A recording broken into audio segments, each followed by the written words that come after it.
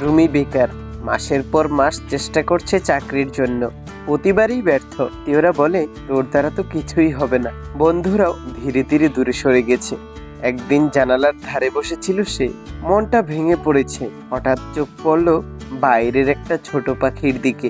বৃষ্টি ভিজে গেছে, তবুও বারবার ডানা ঝেড়ে উড়ে যাওয়ার চেষ্টা করছে। রুমি ফেল ফেল করে তাকিয়ে রইল, নিজের সঙ্গে বলল, ও যদি পারে আমি কেন পারবো না।